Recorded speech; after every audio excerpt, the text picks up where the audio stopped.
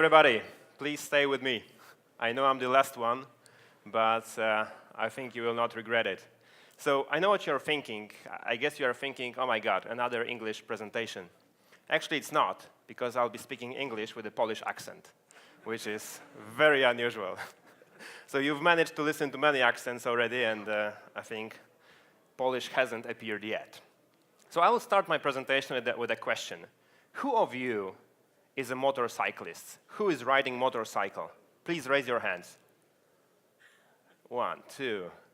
Anybody here? 3, 4, 5, 6, and 7. Okay, so there are 7 of us. And I hope you will understand me and you will not be angry with me. But in Poland, we say that the motorcyclists can be divided into 2 groups.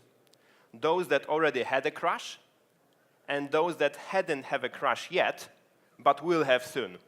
So actually, I'm still in the first group, so lucky me. But there is a big analogy between this and cybersecurity. Because actually, if you haven't been breached yet, you will be. And this is inevitable. So there is not a single chance that you or your company will not be attacked. So now the question is how to deal with that. And this is what I want to tell you about today during my presentation. So I will not be telling about FireEye appliances and how our hardware and software is protecting you from targeted attacks or 0 days or APTs. No, I will be telling you about what to do when you are already attacked, when you are breached. So this is the focus of my presentation. And then at the end, I will finish with the intelligence itself and what it is and how we are using the cyber threat intelligence to make sure our customers are informed about the attacks on their servers, on their appliances, or on their networks before these attacks take place. So who of you heard about Mandiant? Please raise your hands again. The same people that ride motorcycles. Interesting story. So Mandiant is a FireEye division that is responsible for services like incident response. Mandiant is very well known in the United States, and this is the first company the customers are calling when they are breached.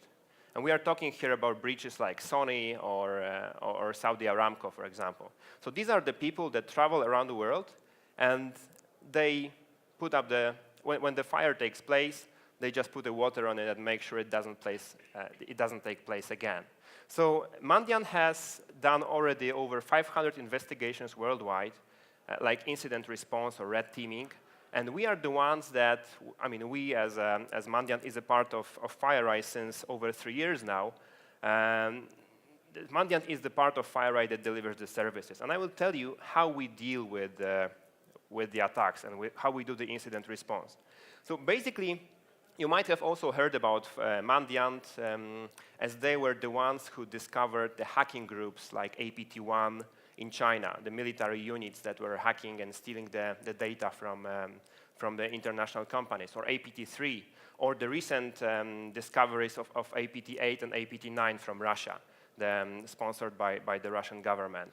So you might have heard about Mandiant during these discussions as well. But basically, what Mandiant is also doing, Mandiant is also publishing the annual reports on IT security, on the current status of IT security worldwide. And one of the metrics of these reports is the average number of days when malware is in your network, in the company network, without being discovered. So still a year before, it was over 200 days. Now it is 146 days where the malware is active in the network of the company undiscovered. So since the malware attacked the network until it has been discovered, almost 5 months where the hackers have a full access and ability to work and do in the network of the customer, the network of the breached company, what they do, what they want to do. There is a division between the companies. And these are the worldwide numbers, by the way. There is a division between the companies that got to know about the malware by themselves. And for these companies, this number of days is smaller. It is just 56 days, so much better. But those customers that got to know about their malware from the outside entities, like the local CERTs or FBI or other customers, For them, this number is 320 days, which is a lot, way a lot. So if you look at how it's evolved in the last days, it is better. It is 56 days, I guess, better than the last year, but still, it is almost 5 months. So basically, what to do when you are breached? What to do when the attack takes place? As you can see, it's between like 50-50. The companies that were informed internally with their own resources or outside. It's more or less 50-50. But what to do, how to understand what has happened when the attack took place. So first of all, you need to understand that you are not fighting with the malware. Malware is not your enemy. Zero-day, APT attacks, you name it. These are not your enemies. With targeted attacks, who is your enemy is the real person. So a real hacker standing behind this malware. And this is really important to understand. So we are not fighting with the bits, with the code. We are fighting with the real people behind the scenes. Targeted attacker, the hacker is like a sniper. If he misses one shot, he will do it again and again and again until the goal is established. So with targeted attacks, it's a different story.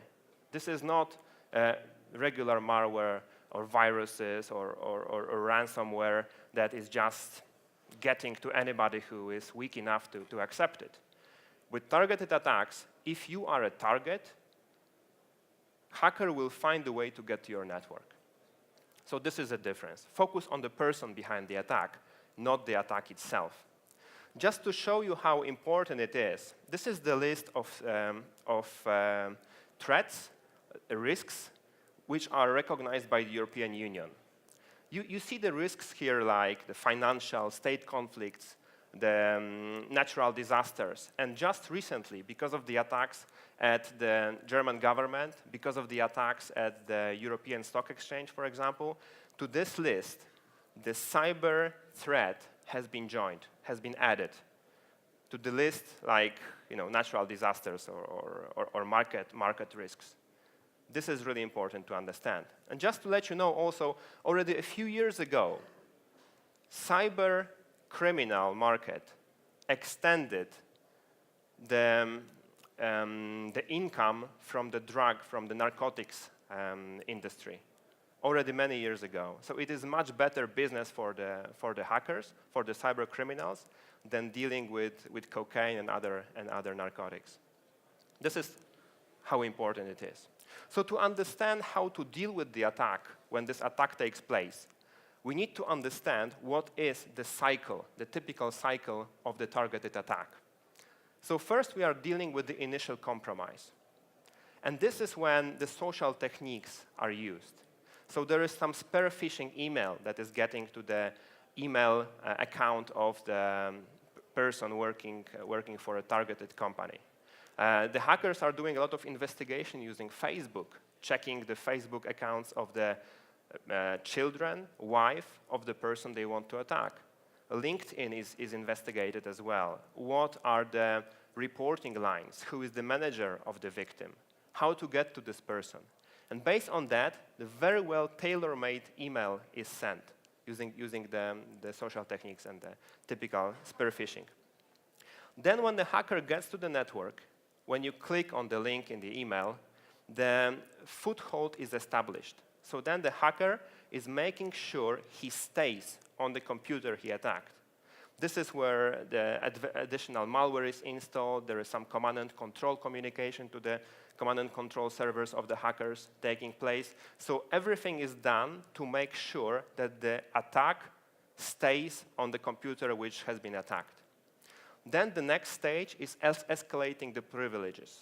So making sure that we have the right privileges to extend, to move around the network. So we are talking here about theft of the credentials, about the crackings of the password. So all these techniques to get the root access. And then we get into the circle, into the spin. So there is an internal reconnaissance. So what are the systems in the network? What are the other computers that I can get to? where are the resources, where is the data, what are the servers, and how to get to these servers. So this is where the hackers are doing investigation on what exactly should be attacked to get the most information and get the foothold as strong as possible. And then we have this lateral movement, so spreading around the network, installing the malware on as many computers as possible and staying on these computers. So there is a lot of tools like schedule tasks, for example, or add command used. Then maintaining the presence, and this circle goes on and on and on until the mission is completed and until the hackers are removing their presence from the infected computers. So this is basically the anatomy of this targeted attack. And just to get into more details, to show you what tools the hackers are using in each stage, these are the most typical examples of the tools which are used to get these all steps accomplished. So initial compromise, as I said, spear phishing. There is also waterhole attacks. So hackers are establishing web pages that get into the interest of the potential victims.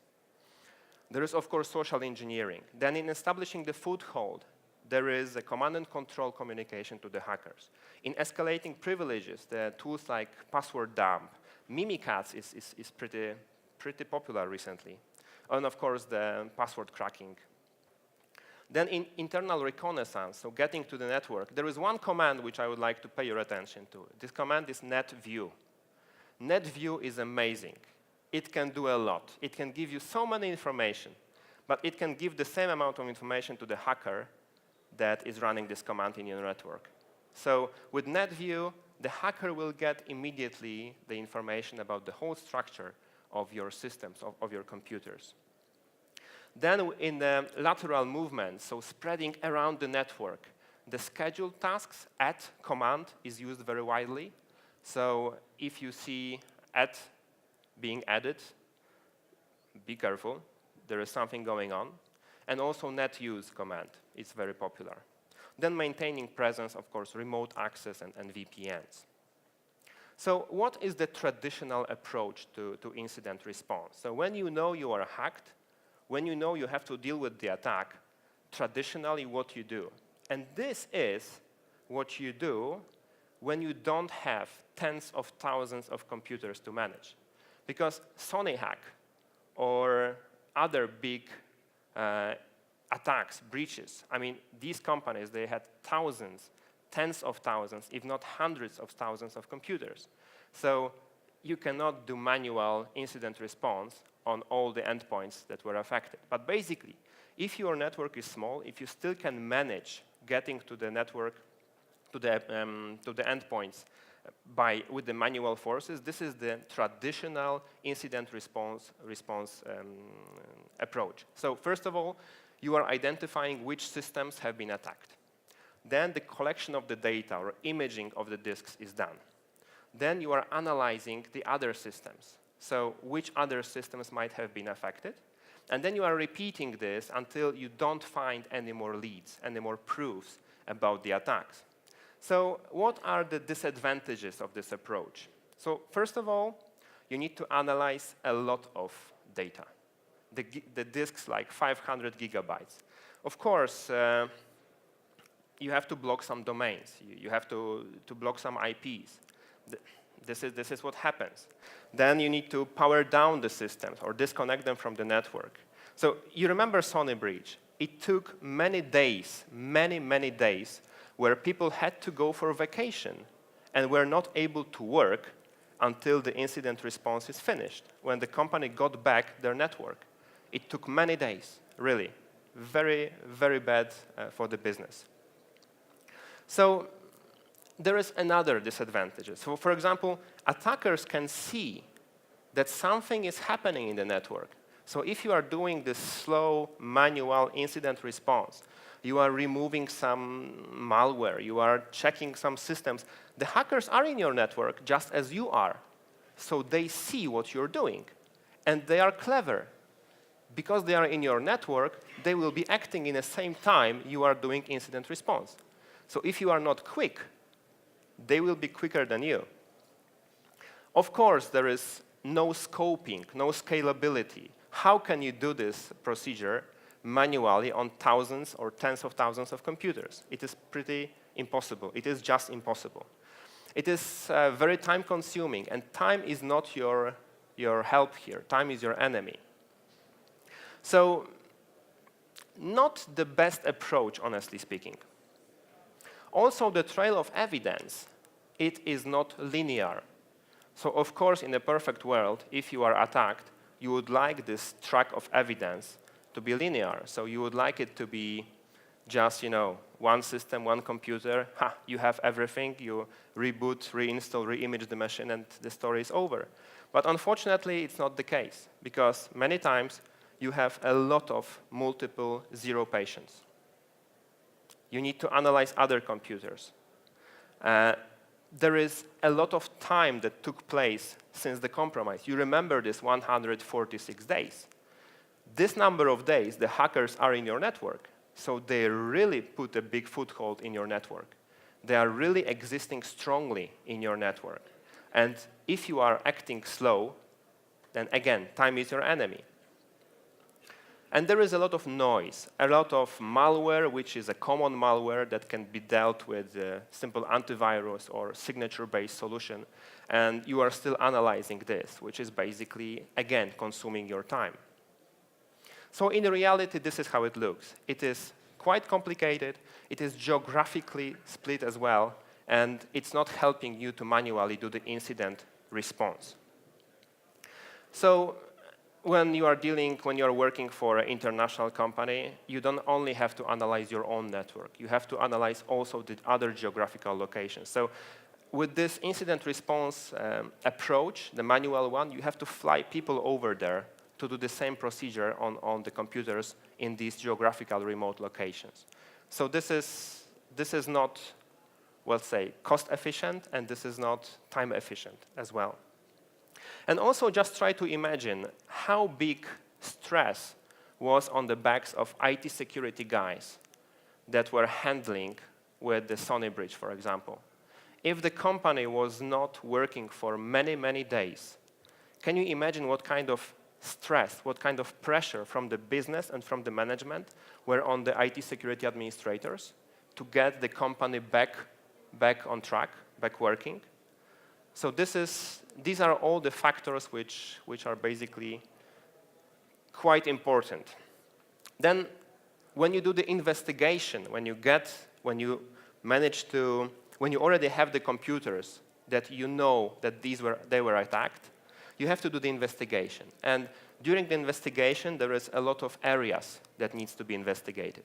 So there is a system analysis, forensics or live response, for example. You have to also analyze the network.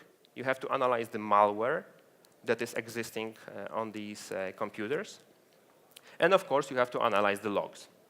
So you have to repeat the same on all the endpoints that you have identified during the scoping phase as attacked.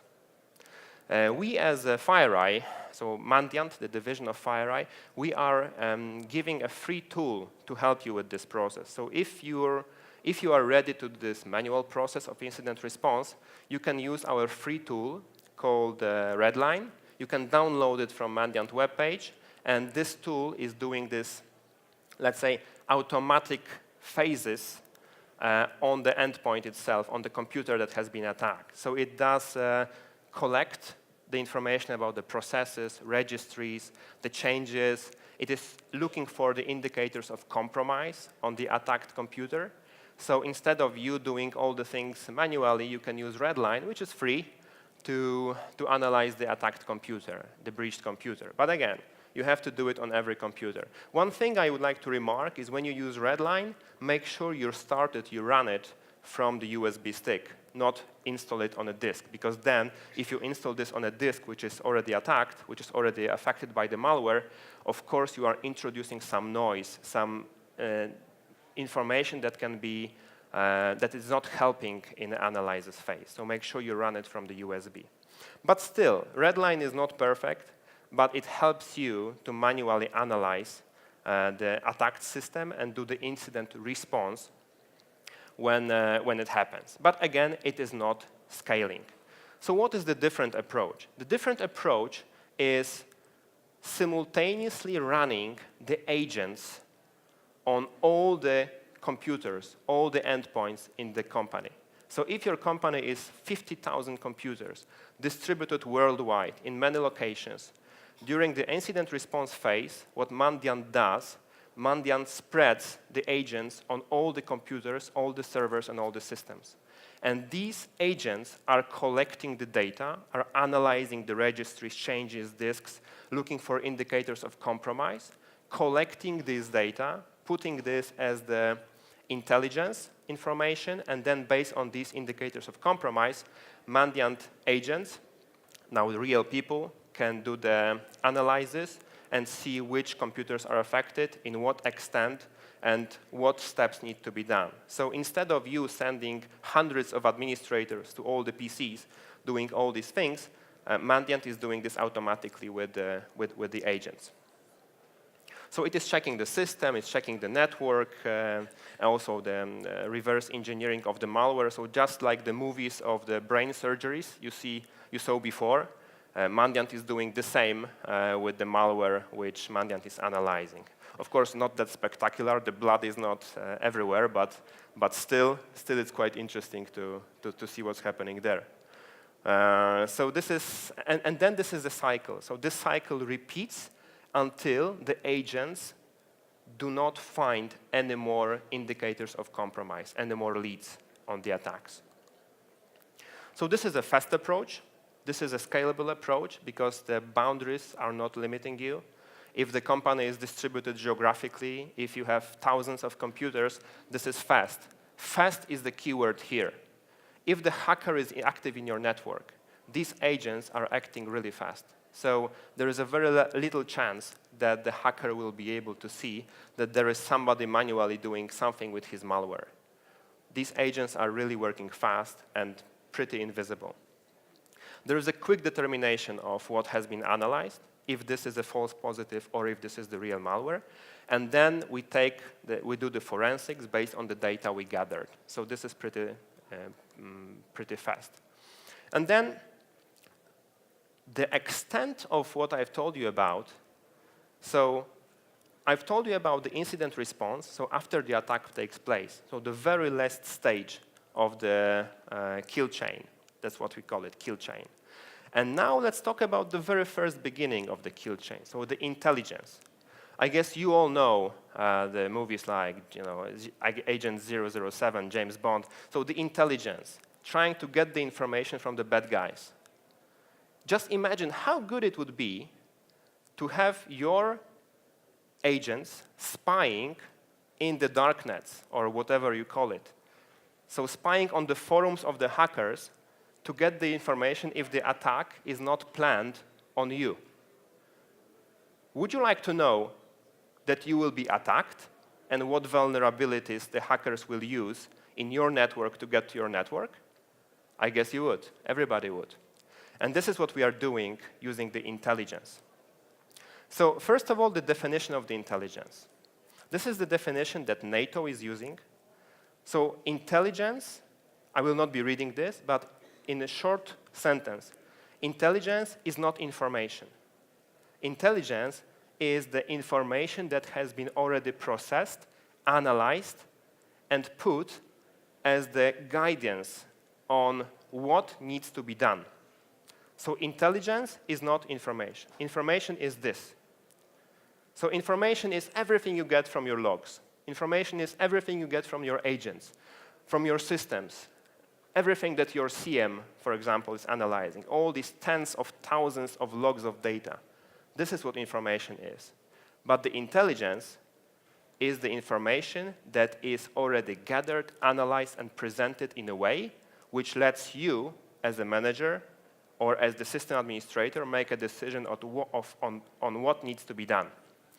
Eyesight Partners is a company which we have acquired in January. And Eyesight Partners is the only company in the world which does spy in the hackers' networks. So what Eyesight Partners does, and this is again a part of FireEye, iSight has over 200 agents, real people with no offices spread around the world. We have a few of them in Eastern Europe. We do not disclose their names. We do not tell where they are located. But these people gather the information from the hackers' forums. And you can imagine, everybody's telling about darknet. Darknet is the keyword. Darknet? It's just a name. But can you imagine on what groups the hackers are exchanging information on the next targeted attacks? My Little Pony group or Pingu groups. So the groups of the users that the fans of My Little Pony should be using, like kids. So the hackers are clever. They don't use darknet. They use these kind of forums. And it's key to understand where they exchange this information. I mean, Twitter, of course, but this is not really interesting to mention that. So basically what these people from iSight partners are doing, they are pretending to be bad, exchanging information and spying, sniffing the information from the hackers' forums. And when they know that there is an attack which is planned on a very specific company, if this company is a FireEye customer, they are letting this customer know directly through the agents which are located, and now I'm talking about the software, iSight agents located at the FireEye appliances, immediately letting these FireEye customers know that there is attack that is being planned. These are the vulnerabilities that the hackers are planning to use, that the attack is supposed to take place between this and this date, and this is the hackers group that will be doing this. And this is very important to mention that the information about the hackers group is also passed to the customer. So the customer knows who will be attacking him. I mean, this is really nice. I would like to even use the word, this is really sexy, you know, to get the information from the bad guys and let it know to the customers about the attack. So this is the real example of our customer, which I can mention, so Lockheed Martin. And this is the kill chain, which is showing exactly what stages are used. So first stage, in the reconnaissance phase, they get the information from iSight partners, the part of FireEye, if anybody is planning an attack on Lockheed Martin systems. Then, if the attack takes place, and by the way, they know what vulnerabilities will be used, so they know what kind of patches, what kind of enforcements they should do. Then, when the attack takes place, FireEye appliances and FireEye systems are protecting from these attacks. But if the attack is successful, then the Mandiant, with their incident response, is getting in, checking what has been done, what has been stolen, and what to do next time to make sure that these attacks are not taking place. And then again, iSight gets in to see if the data from the customer is not available on the black market, credit cards or classified information from the customer. Just to use the analogy, just imagine that somebody is trying to rob into your house and steal your silvers. Then the iSight guys would be trying to drink beer in the dark pubs with the thieves, letting you know about that. FireEye part would be these locks and safes in your house. Then Mandiant would be doing, if they rob into your house, would be checking if they stole any silver and how to make sure that the locks are stronger. And then again, iSight is checking on the black market if your silvers are already available there. So with that, I would like to encourage you to download this book on this link, which is there. So from iSight Partners webpage. It's a lot of information about the cyber threat intelligence that you can use. And also, I'd like to encourage you to visit, just after the break, which will take place now, to visit our interactive demo and the interactive presentation that will be done at 12:30 upstairs in DPD2. So it will be bilingual, English and Hungarian, so you will not have to listen to the strange accents again.